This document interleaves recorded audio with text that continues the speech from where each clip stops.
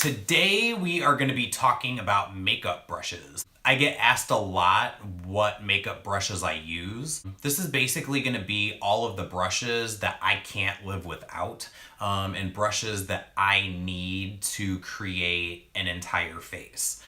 This MAC Powder Puff is probably the best $10 investment that I've ever made. I've had this puff for about 2 years. It's stood up to, daily use. It's been washed hundreds of times, and it's still perfect. The Beauty Blender. I have a standard size and a medium size. As far as liquid and cream foundation goes, I could never go back to using a brush. My eyes are pretty deep set, so I actually prefer the medium size to bake under my eyes. Or sometimes I'll even use this dry. This one I use for my face and my neck. This one I use closer to my eye area. The Precision Face Brush from Bare Minerals. It's a flat top kabuki brush. It's slightly angled. It's super soft. It's super dense, but it definitely has some movement to it. I use this with the MAC Studio Fix. I'll kind of, buff it out all over my face and onto my neck. And then areas that I need a little bit more coverage, mostly my nose area and the center part of my face, I'll dip back into the Studio Fix and then I'll just kind of press it into my skin. This next one is a freebie that I got for being a VIB Rouge member.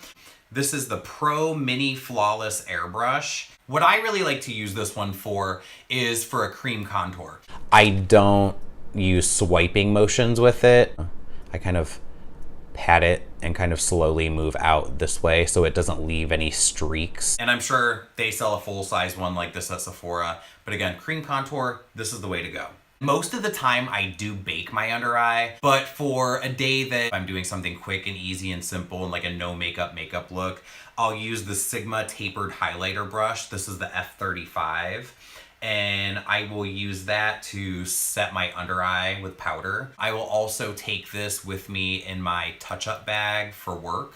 For like a midday touch-up, you maybe have some eyeshadow fallout, or if, for any reason you just need to clean up anything on the under eye. And this one's perfect for that. Now, I don't like this for highlighting at all. It's just not fluffy enough, and it doesn't give you that nice, soft, blown out effect for a highlight. Now for my highlight, I actually like two brushes. I use the Morphe M510 and the Morphe Y14. They are slightly different. Where the M510 brush, it definitely diffuses a cheekbone highlight very softly. This one is just as soft, but it has almost more of a pointed tip to it than what the M510 has. You can get like a precise application and get, like a nice concentration of color right there in the middle of that highlight where you want it on your cheekbone, but then it's also gonna really blend out the edges and really blur those edges out at the same time. I think the price point is pretty much the same on either one of these, so whatever you wanna do. The Morphe R4, this is a really good contour brush. It's soft, it's dense. It blends out powder products very nicely, and it gives you that perfect powdered contour. Now for blush, the MAC 137, holy crap. This brush is amazing. You all need one of these. And it gives the blush a completely airbrushed look. This one is so loose and so soft. Perfect, you need it, you want it, you have to have it, you can't live without it. So now on to eye brushes. The first brush that I use when I'm doing any eye look is this. This doesn't even have a number. This came with the vegan brush set from Morphe. And this brush is almost like a small angled kabuki brush that is an eye brush. I use this one for applying my eyeshadow primer. I'll use the Urban Decay eyeshadow primer potion. I'll take the doe foot applicator and just kind of swipe the top of those bristles, and then I'll just kind of apply it to my lids and then blend it out really good from there. I don't think they sell this brush on its own separately, but I would like to find another brush like this. This is the MAC 230, 220, 239. I'm not sure. I've had this brush for so long. This is one of the first brushes that I bought from MAC. I've had this brush for probably close to 15 years and it's still going strong. This one's great for picking up color and really packing it onto the center of the lid and then blending that out. Now, because I feel like you kind of need a few different sizes of the same thing, this is the Morphe M421. The MAC one is just a tiny bit larger and a tiny bit denser. The Morphe M421 is just a little bit smaller and it's a little bit thinner. So with my eyes being deep set, this one is great for packing color onto the lid, but packing it into the corner of the lid on the inner and outer corner. And then, you know, I can kind of like easily blend it out a little bit from there. Another favorite is this Urban Decay double-ended brush. This is the one that came with the first 3 Naked palettes. I don't know if this brush is sold individually on its own, but if it's not, it should be because this is a really good one. This fluffier side is actually really good for like a cream shadow because you can really kind of pack it on there and kind of lightly blend it out where you need to and then go over top of it with a powder shadow. So I feel like this one for me gets a lot of use with both cream and powder products on the lid and really low in the crease. Everybody needs a good pencil brush, and I love the Morphe E36. Not only do I use this to smoke out a lower lash line, I use this for my inner corner highlight. This one's really good for that, especially if you want like a really intense glow just on the very inner corner. This one's great for that. This little guy, this is the Sigma E25 blending brush for my nose contour because, again, it's that perfect size. You can take it this way and really kind of, you know, draw that line down the center of your nose, but then you can also blend it out because it's super soft and it has enough movement for that. This one's great for both a cream and a powder contour on your nose because you can just kind of like boop, boop, swipe that down, blend it out. I usually keep one of these in my work bag. Your sunglasses, you know, kind of leave your makeup a mess on the side of your nose. You can just take this, dip this into your powder contour, or you can even just use it clean if you want to and just blend that back out onto your nose so it doesn't look like a mess anymore. This one is a tiny little mascara brush. It's like a little tiny fan brush. I don't know the number of it. It's worn off, so I will put it on the screen. You could use this if you want like a really light coat on your lower lashes, but this one is also really good for getting really close to the base of the lash line without making a mess of your mascara on your eyelid. If you have that thing where your eyeshadow is kind of on top of your eyelashes at the base, you know, kind of swiping on your mascara brush, coming from above, and then just kind of like boop, boop, boop, boop, like painting the top of your lashes. This brush is great. The Morphe M221, this is a standard lash comb. I think it costs $2 or $3. It's just, you know, it's a metal lash comb. There's not really much to say about this one. The Morphe R45. This is just a really tiny angle brush. You could use for eyebrows if you needed to, but this one is a little softer and this one does move around a little bit more. So I use this one for a liner brush. So for eyebrows, I use the Anastasia Beverly Hills. Annie from Burbank made this brush. This is the number 12 brush. It is a standard angled brush for applying your eyebrows.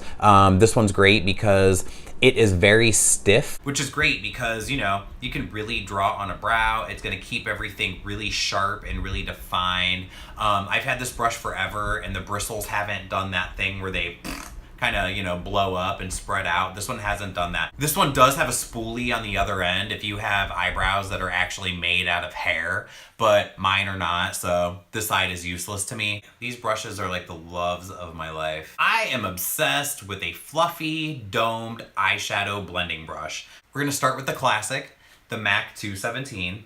We all know this one. This is great for blending out a transition color. This one is definitely one of my favorite brushes. I can't live without it. I've got a bunch of these. My very first 217 that I bought years and years ago, I still have.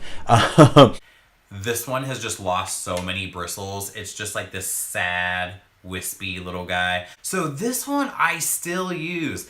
This one is really good for blending out into like a concentrated area. After this one started shedding like that, it became like my favorite brush, and I always wish that they would make a brush that was like an old 217.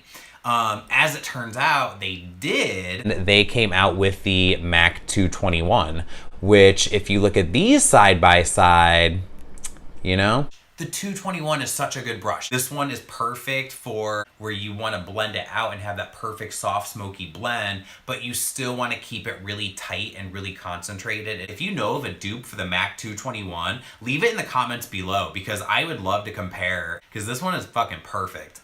But a good dupe for the 217 is the Morphe M433. And I mean, side by side, this is the exact same brush. If you're on a budget, you can buy, I think, 3 or 4 of the M433s for the same price as one 217. So go with this one. And then, just because I need, you know, I just need all of the things and I need them all in various sizes. The Morphe M573 is just a little bit larger than what a 217 or an M433 would be, but it's the same idea. The R40 and the R38, they're both very, very similar. There's almost no difference in those. And also the Morphe M504 is probably just slightly larger than all of these. These are great for blowing out your transition shade even further and really smoking it out and really making it like a soft, smoky blend. And the Morphe M504, I also really like this one for a more precise application of a cheekbone highlight, especially if you're using more than one shade. So you could go in with your Morphe M510 and lay down that base highlight and really blend that out onto your cheekbone. And then you could go right over top of that with another color or with the same color, but to just really add some intensity to the very center of that highlight. I also use the M504 for blending out the side of my nose contour. So this is a workhorse. This one has multi-uses. I have 2 of these, but I definitely could use a few more. And please, please, whatever you do, wash your brushes. Don't be skanky. Like, that's your face. That's your face. Yeah,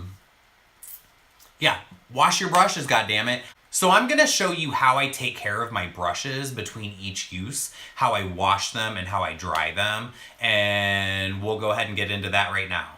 The Sigma brush cleansing mat is freaking awesome for washing your brushes. It's a silicone mat with a kind of nubby textured surface to really clean your bristles. It has suction cups on the back so you can just stick it to the bottom of your sink, turn on the water, load up your brushes with some soap. I'm using the Beauty Blender Solid Cleanser right now.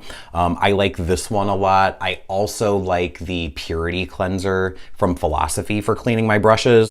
This thing gets all of the makeup out of all of your brushes, except for the IT Cosmetics CC cream.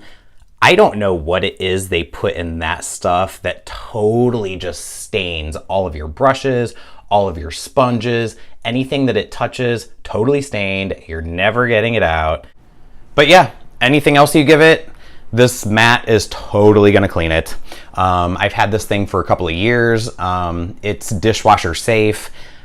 Sigma says that it's not dishwasher safe, but I throw it in there after every time that I use it. It still works perfectly. I've never had a problem. Why does everything I say sound like a question? But anyway, this is the best way I've ever found to clean my makeup brushes. I mean, look how quickly it got all that makeup out of that brush. It's squeaky clean. The bristles are white. The dry tower, that thing is pretty rad too. Now you just take your brushes and you slide them in. The elastic bands for your bigger brushes, like your face brushes, it kind of helps to squeeze the water out of the bristles. You wake up in the morning and your brushes are clean, they're dry, they're ready to go again. It reshapes your bristles on your larger brushes. This thing's amazing. You need one. If you're looking to build your brush collection and you're just not sure what to get, I hope that this video helped you out in some way. If you like this video, please give it a thumbs up. Don't forget to hit that subscribe button. Tell all your friends about it, and I'll see you on the next one.